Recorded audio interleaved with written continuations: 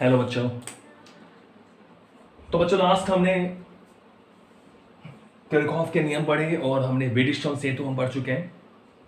Wheatstone सेतु हमने समझ लिया है कि कुछ इस तरह का होता है, ठीक है। 4 प्रतिरोध होता है यहाँ P, Q, R and S।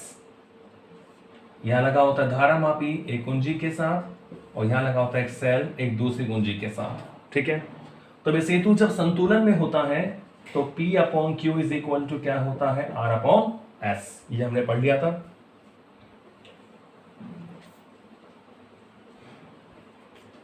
तो आज हम जो व्हीटस्टोन सेतु की संतुलन अवस्था का जो प्रतिबंध है यानी P upon Q is equal to R upon S है, उसे हम किरचॉफ के नियमों के द्वारा सिद्ध करेंगे, ठीक है। तो आज का हमारा हेडिंग क्या हुआ, किरचॉफ या किरचॉफ। किरचॉफ के नियम की सहायता से या नियम से व्हीटस्टोन सेतु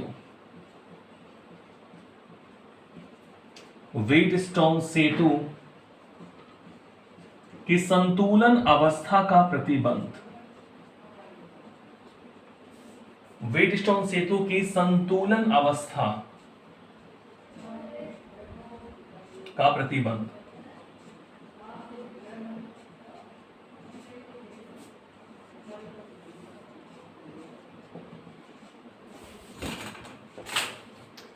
ठीक है, व्हीटस्टोन सेतु की जो संतुलन अवस्था का प्रतिबंध है यानी हमें प्रूव करना है, टू प्रूव दैट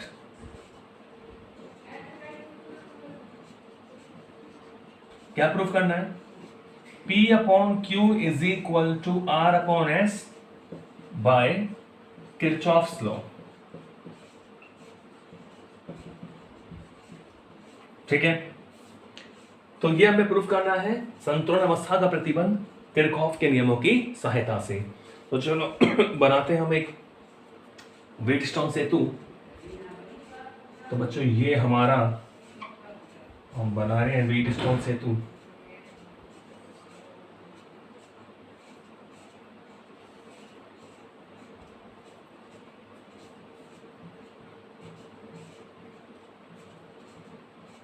तो जैसे हमने पहले बनाया था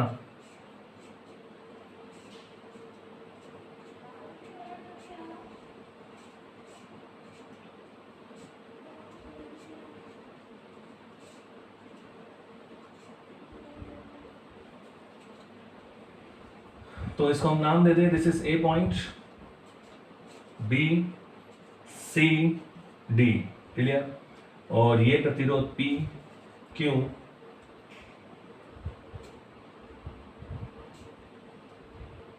R, S, PQRS,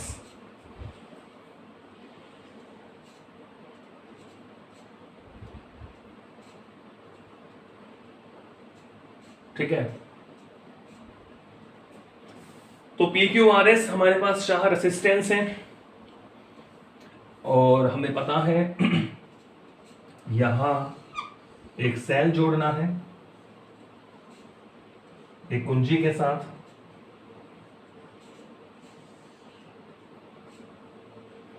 plus minus ये सेल हो गया, ई सेल हमने जोड़ा कुंजी K1 के साथ। और दूसरा जो विकर्ण है इस चतुर्भुज के एक विकर्ण के स्थान पर एक सेल को जोड़ते हैं एक कुंजी के साथ और दूसरा जो विकर्ण है वहां जोड़ना है गैल्वेनोमीटर को, धारा मापी को एक दूसरी कुंजी के साथ K2, ठीक है। तो ये हमारा व्हीटस्टोन सेतु तैयार हो गया है। तो अब हम जो P अपॉन Q या R अपॉन S ये जो संतुलन अवस्था का प्रतिबंध है इसको किरचॉफ के नियम से क्या करेंगे, प्रूफ करेंगे। तो देखिए, देखो तो हम ये माने जैसे हमने कुंजी K1 में डॉट लगाया, देखो बच्चों इस तरह की जो कुंजी होती है इसको बोलते हैं वन वे की, वन वे की, यानी एक मार्गी कुंजी। ठीक है, तो एक मार्ग क्योंकि इसमें एक डॉट लगा सकते हैं, तो अगर हमने ऐसे परिपथ को रखा हुआ है तो इसका मतलब होता है खुला परिपथ, यानी कोई धारा प्रवाहित नहीं होगी।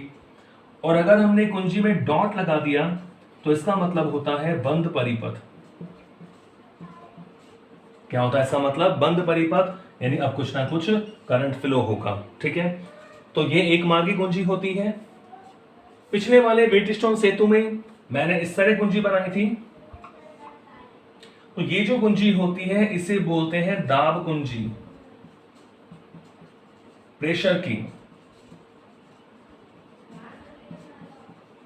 क्या बोलते हैं इसको? दाब कुंजी। तो प्रेशर की का मतलब जैसे आप दाब लगाओगे, दबाओगे, प्रेशर दोगे, तो ये आपने प्रेशर दिया तो कनेक्ट हो जाता है कुंजी, तो इसका मतलब होता है कि धारा प्रवाहित होगी।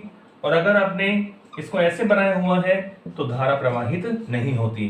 तो प्रेशर की इसलिए बोलते हैं, इसको दबाना पड़ता है, प्रेशराइज करना पड़ता है। दबाओगे तो हमारा सर्किट कनेक्ट हो जाएगा, धारा प्रवाहित हो जाएगी, और छोड़ दोगे इसे तो धारा प्रवाहित नहीं होगी। ठीक है, तो ये मैंने आपको कुंजी के बारे में समझाया कि कहीं आप कंफ्यूज ना हो जाओ कि आपने पहले प्रेशर की लगाई, अब हमने एक मार्गी यानी वन वे की लगाई है, तो कुछ भी लगा सकते हैं। क्लियर? तो जैसे हमने कुंजी K1 में डॉट लगाया और K2 में डॉट लगाया, पहले किस में लगाना है? सेल वाली में। तो जैसे K1 में डॉट लगाया तो ये सेल धारा देगा। धारा कहां से कहां बहेगी? प्लस से माइनस की ओर, प्लस से दूर माइनस की ओर। ठीक है, तो प्लस से करंट कितना गया? I। ओके, अब ये जैसे नोड पॉइंट, नोड का मतलब संधि बिंदु, तो जैसे I करंट A पॉइंट पे पहुंचेगा तो देखो इस शाखा का प्रतिरोध है, इस शाखा का प्रतिरोध है, तो अपने अपने प्रतिरोध के हिसाब से धारा ग्रहण करेंगे। तो ये जैसे पॉइंट A पर पहुंचा तो इस शाखा में धारा गई, सपोज करो I1, और ऐसे इस शाखा में धारा गई, सपोज करो I2, यानी I इज इक्वल टू क्या है भाई? I1 plus I2। क्लियर? कि I धारा संधि बिंदु A पे आई और I1 I2 में विभाजित हो गई, तो आने वाली धारा बराबर जाने वाली धारा। क्लियर है? अब जैसे मान लो ये I1 धारा इस प्रतिरोध में से होती हुई B पॉइंट पर पहुंची, तो अब इस धारा मापी में भी धारा जाएगी। ठीक है, अभी हम संतुलन अवस्था की बात करेंगे तो उसको हम 0 मान लेंगे, लेकिन अभी मैं मानता हूं कि ये जो धारा मापी है इसका प्रतिरोध है G। क्या माना मैंने? कि माना धारा मापी का प्रतिरोध मैंने क्या मान लिया? Capital Z। ठीक है, तो धारा मापी का भी प्रतिरोध होता है, उसको मैंने क्या मान लिया? Capital Z। तो जैसे ही I1 धारा B पर पहुंची तो I1 में से इस धारा मापी में भी कोई धारा जाएगी? बिल्कुल जाएगी। तो मैंने मान लिया भाई इसमें करंट है IG। कितना करंट है? IG। तो I1 धारा में से IG इसमें चला गया, तो बताओ BC शाखा में धारा कितनी जाएगी? आप कहोगे सर I1 में से IG नीचे चला गया, तो कितना बचा? बिल्कुल I1 माइनस IG। समझ गए ना? I1 धारा बिंदु B पर पहुंची, I1 में से IG इसमें चला गया, तो शेष रिमेनिंग जो शेष धारा बची I1 माइनस IG। क्लियर? अब देखो I2 यहां से आ रहा है, IG यहां से आ रहा है, तो बताओ इस शाखा में धारा कितनी जाएगी? I2 IG, यानी I2 प्लस IG। आने वाली धारा बराबर जाने वाली धारा। तो अब देख रहे हैं संधि बिंदु D पर I2 करंट यहां से आ रहा है और IG करंट यहां से आ रहा है, तो कुल कितना आया? I2 plus IG। तो किरचॉफ के पहले नियम से आने वाली धारा बराबर जाने वाली धारा, तो इस पॉइंट पर धारा कितनी जाएगी? I2 plus IG। ठीक है, अब आप देख सकते हैं C पॉइंट पर I1 माइनस IG और I2 प्लस IG, टोटल कितना आएगा? I1 minus IG plus I2 plus IG, यानी क्या बचा? I1 प्लस I2, यानी I1 प्लस I2। ठीक है, तो हमने इस तरह धारा का विभाजन करा। ओके, तो अब हम किरचॉफ के नियम से सिद्ध करेंगे P upon Q is equal to R upon S। Okay, तो चलो आप देख रहे हो, सबसे पहले ये तो आपको दिख ही रहा है। अगर मैं बात करूं संधि बिंदु A पर,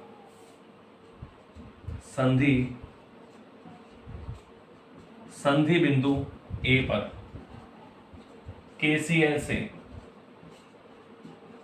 किरचॉफ के प्रथम नियम से, किरचॉफ करंट लॉ से, तो ए पर क्या होगा? आप देख रहे हैं I इज इक्वल टू क्या है भाई? I1 plus I2, equation number 1। इसकी जरूरत नहीं है, लेकिन फिर भी इसको यूज करने के लिए, KCL को यूज करने के लिए मैंने इक्वेशन बना दी कि I is equal to I1 plus I2। अब देखिए, मैं जो बड़ा ये वाला लूप ले रहा हूं ABDA, तो मैं ऐसे चल रहा हूं, ये पहला लूप है मेरा, ठीक है। तो इस लूप ए में मैं चल रहा हूं कहां से? ABDA। देखो, लूप ABDA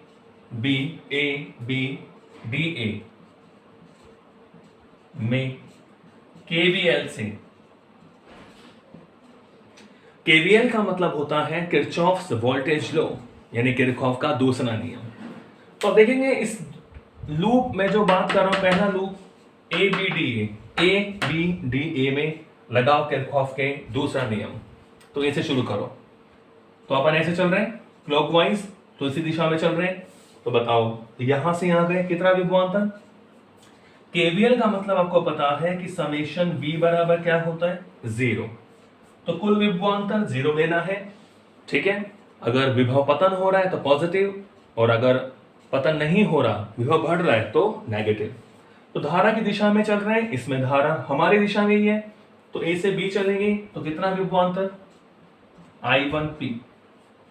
I1P प्लस इस वाली शाखा में धारा कितनी? IG। प्रतिरोध कितना? G। तो विभवांतर कितना हुआ? IG into G।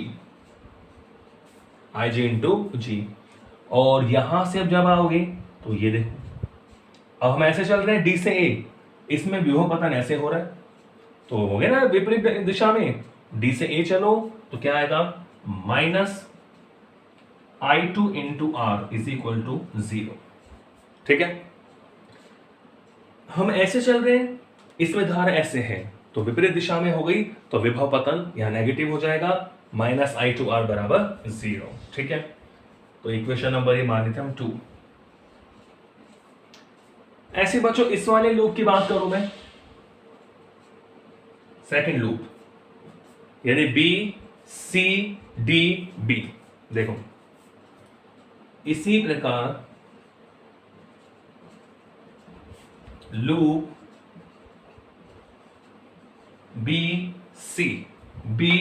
BCDB, वही क्लॉकवाइज चल रहे हैं। BCDB में KVL से, BCDB में KVL से, तो शुरू करें। तो देखो B से C, KVL का मतलब समेशन V बराबर 0, समेशन V क्या हो गया? 0। तो आप चलोगे B से C, धारा I1 माइनस IG, प्रतिरोध Q, क्या लिखेंगे? ऊपर लिख देता हूं मैं,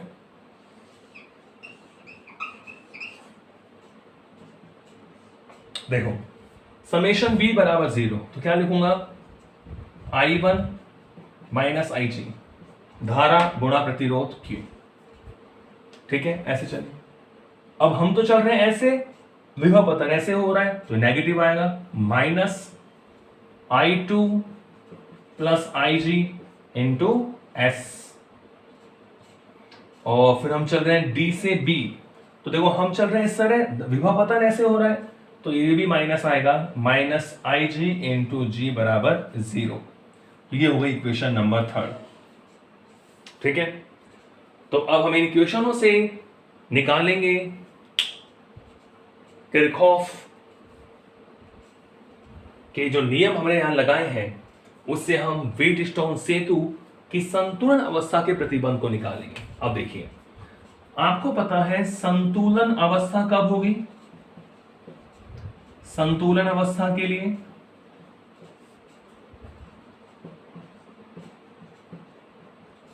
संतुलन अवस्था का मतलब होता है कि इस G में कोई विक्षेप नहीं आए।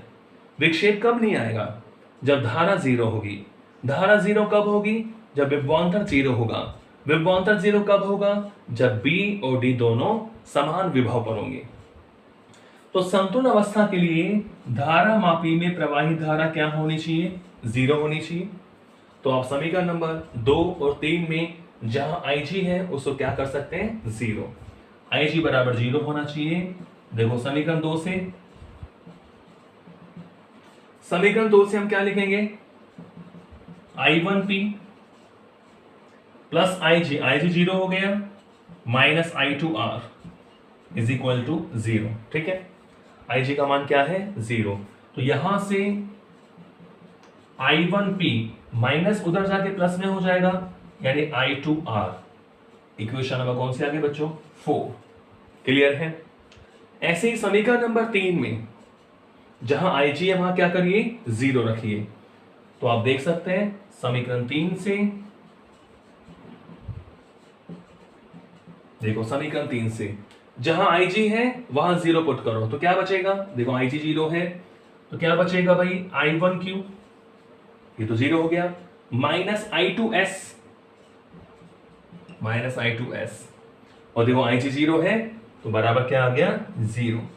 तो इसको मैं उधर ले जाऊं तो आप देख रहे हैं I1Q is equal to I2S, equation number 5। ठीक है, इक्वेशन नंबर कौन सी आ गई? 5 आ गया। क्लियर है बच्चों?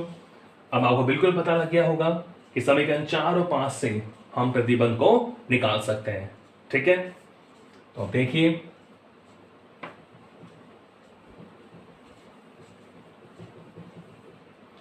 देखो समीकरण 4 में 5 का भाग दे दें।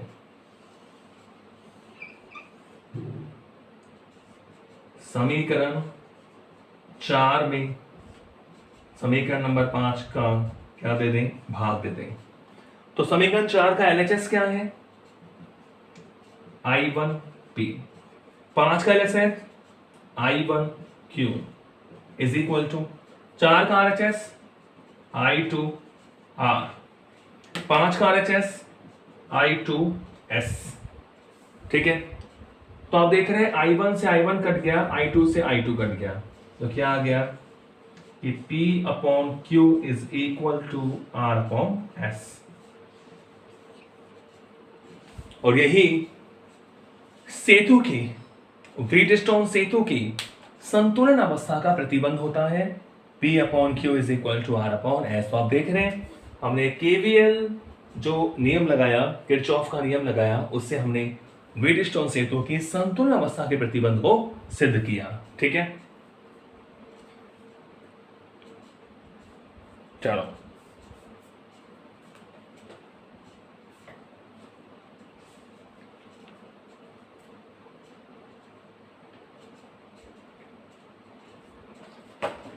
चलो एक क्वेश्चन करते हैं बच्चों।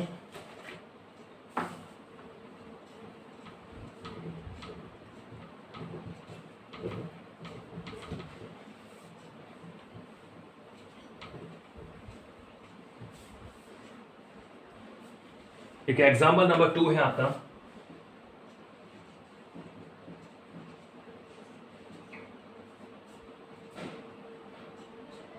एक सर्किट आपको दे रखा है, देखिए एक सर्किट आपको दे रखा है, प्लस माइनस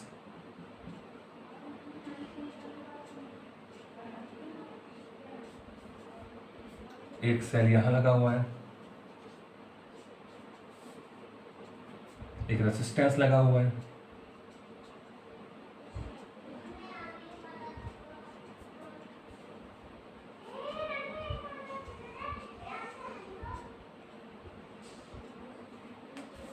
ठीक है भाई। तो एक सर्किट इसी के साथ और दे रखा है नीचे,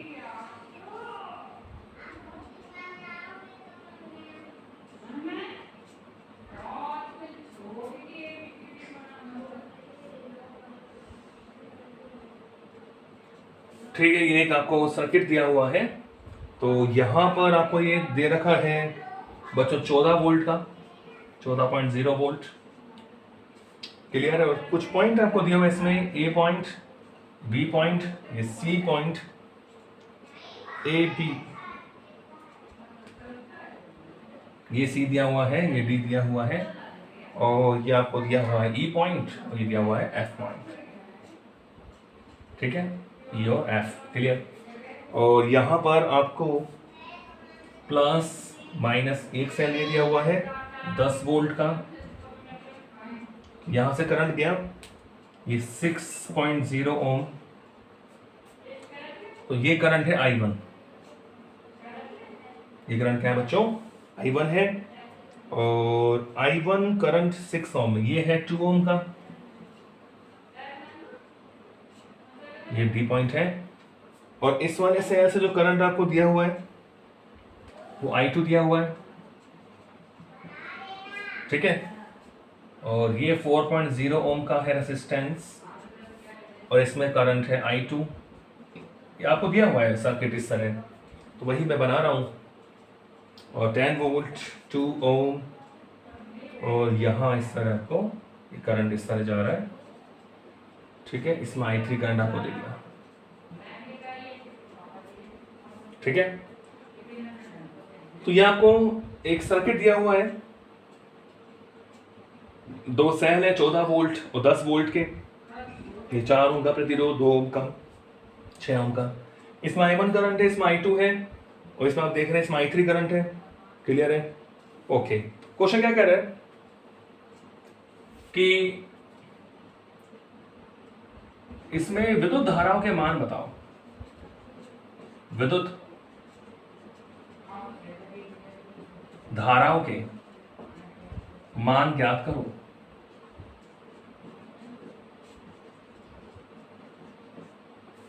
ठीक है, तो हमें सर्किट में अब विद्युत धाराओं का मान ज्ञात करना है।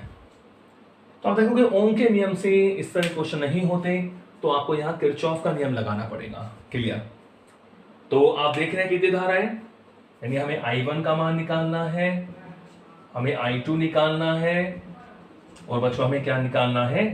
I3 की वैल्यू निकालनी है। आप देख रहे हैं 3 करंट है, विद्युत धारा, इसे हो गया I1, I2 और I3। तो हमें I1, I2, I3 की वैल्यू निकालनी है। तो इसका मतलब हमारे पास 3 अननोन वैल्यू है, 3 अज्ञात मान है। और सभी बच्चे जानते हैं जितने अज्ञात मान हमारे पास होते हैं उनको निकालने के लिए, उनका मान निकालने के लिए उनमें उतने ही समीकरण होने चाहिए। या सिंपल पढ़ते हैं बीज गणित में, तो I1, I2, I3 की वैल्यू निकालने के लिए हमें 3 समीकरण चाहिए, तभी हम इन 3 मान को निकाल सकते हैं। 3 मान को 1 या 2 समीकरणों से नहीं निकाल सकते। तो बच्चों आप किरचॉफ के नियमों से समीकरण बनाओगे I1, I2 और I3 में। ओके, तो सबसे पहले आप देखें KCL, देखें संधि बिंदु C पर। देखो I1 आ रहा है, I2 आ रहा है, जा कितना रहा है? I3। तो मैं क्या लिख सकता हूं? देखो संधि बिंदु C पर, संधि बिंदु C पर कौन सा नियम? KCL से, किरचॉफ के पहले नियम से कि आने वाली धारा बराबर जाने वाली धारा। तो C बिंदु पर आ कौन कौन रहा है? I1 आ रहा है, I2 आ रहा है, जा कौन रहा है? I3 जा रहा है। तो इसका मतलब क्या हुआ?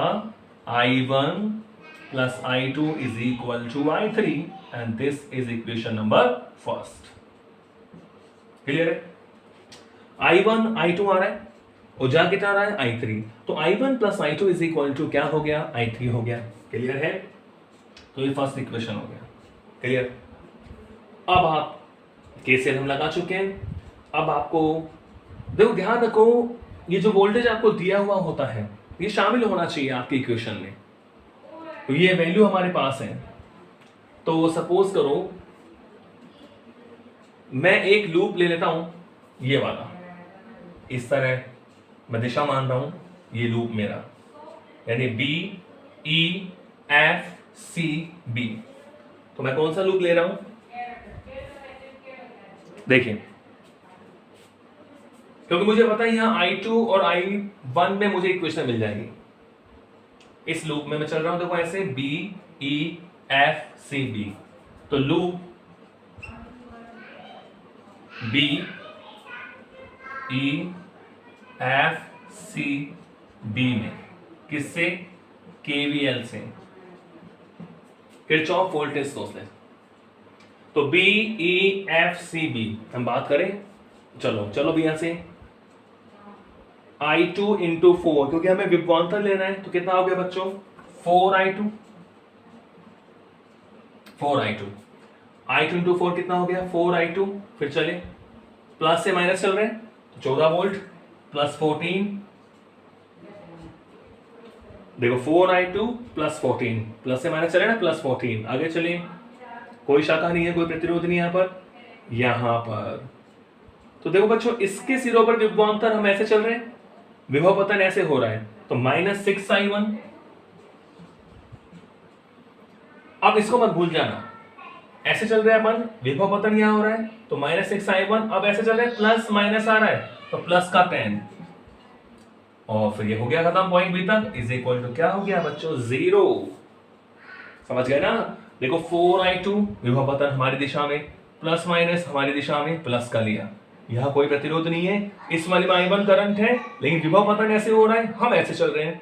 तो -6I1 और ये प्लस माइनस आ गया, 10 वोल्ट प्लस का आएगा। तो इसको हम थोड़ा हल कर ले, तो क्या बन गया हमारे पास इक्वेशन कि माइनस का 6I1 और प्लस का 4I2 प्लस का हो गया 14 और 10 24 बराबर 0। तो चलो हम इसको 2 से काट लेते हैं, यानी माइनस का 3I1 प्लस का 2I2 और प्लस का 12 इज इक्वल टू 0। तो हमने इसको काट लिया, ठीक है। तो इसको हम ऐसे भी लिख सकते हैं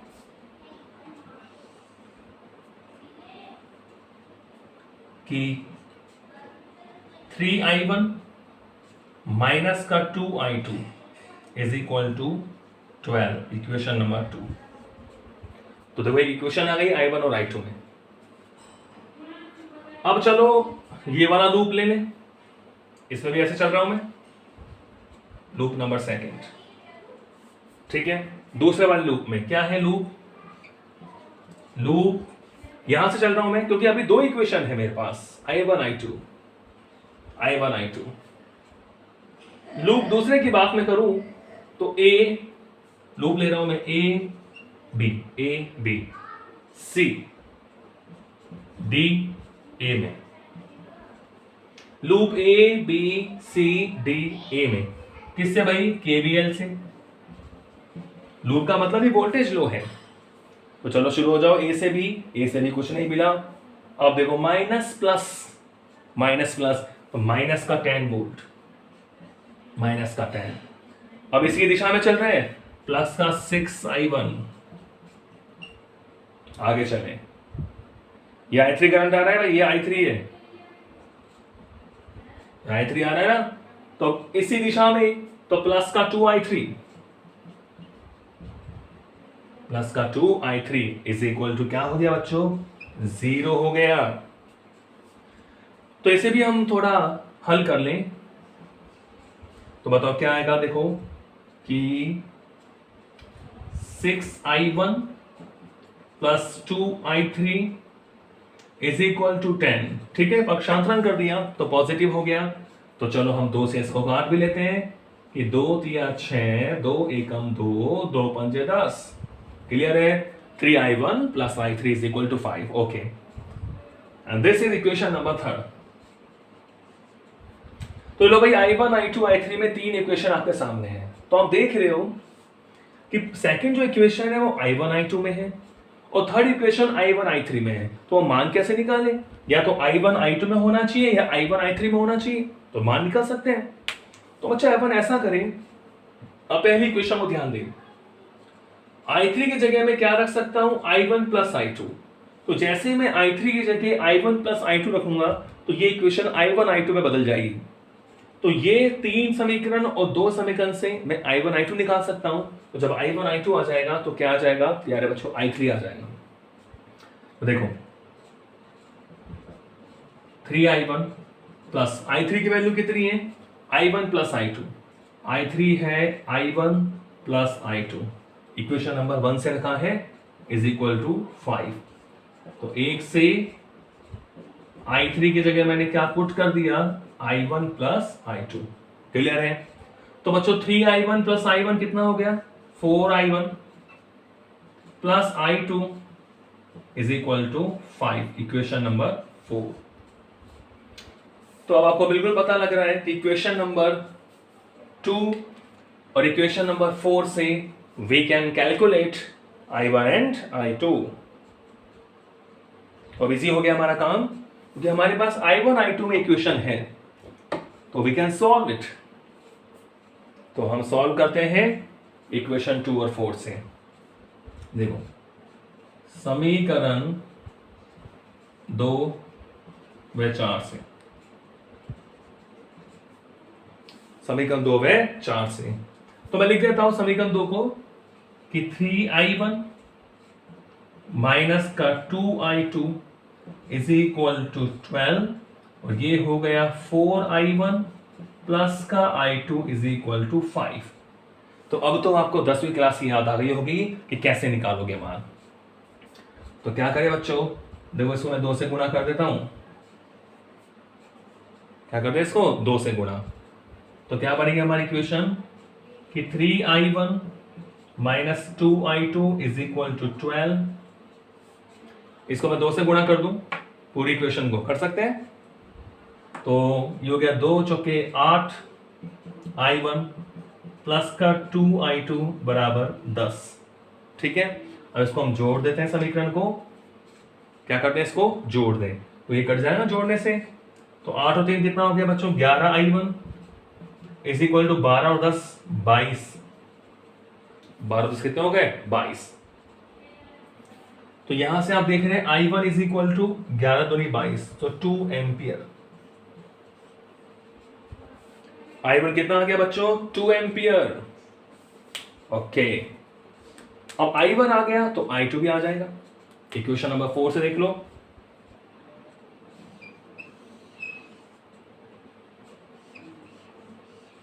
देखो I1 2 एम्पियर आ गया। तो देखो समीकरण 4 से, समीकरण 4 से I2 इज इक्वल टू क्या आएगा, I2 is equal to 5 minus 4I1। 5 minus 4I1, I1 को आप 2 पुट करिए, तो I2 is equal to, I1 2 put करो तो 5 माइनस 2 रखेंगे, 4 दूनी 8, तो I2 कितना आ गया, माइनस का 3 एम्पियर। I2 की वैल्यू क्या आ गया बच्चों, माइनस का 3 एम्पियर। ठीक है, अब आप सोच रहे होंगे सर -3 एम्पियर। हाँ बिल्कुल, -3 एम्पियर का मतलब है कि जो परिपथ में I2 की दिशा है उसकी विपरीत दिशा होनी चाहिए। और आप देख भी रहे हैं I2 करंट ऐसे जा रहा है,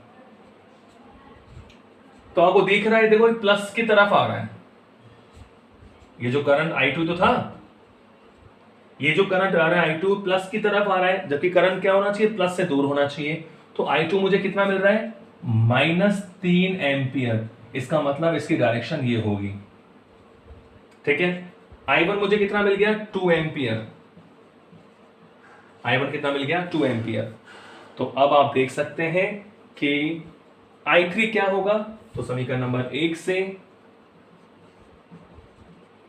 I3 इज इक्वल टू है I1 प्लस I2। तो बच्चों I3 is equal to I1 की वैल्यू 2 माइनस 3, यानी I3 कितना आ गया, माइनस का 1 एम्पियर। ओके, तो I3 की वैल्यू कितनी है, -1 एम्पियर। -1 एम्पियर, यानी इसकी जो डायरेक्शन है वो भी क्या होनी चाहिए, विपरीत दिशा में होनी चाहिए। क्लियर है? तो ये हमने एग्जाम्पल 2 करा आपका। ठीक है, तो I1 की value 2 ampere, I2 -3 ampere and I3 is -1 ampere. तो यहां धारा का जो चिन्ह है वो नेगेटिव का मतलब है कि जो परिपथ में दिशा है वो विपरीत दिशा में होनी चाहिए, अगर आप पॉजिटिव लेके चले तो। क्लियर? तो ये हमने आज किरचॉफ के नियम की सहायता से व्हीटस्टोन सेतु की संतुलन अवस्था के प्रतिबंध को निकाला और एक क्वेश्चन भी किया। तो आज के लिए इतना ही, मिलते हैं नेक्स्ट वीडियो में। ठीक है, थैंक यू।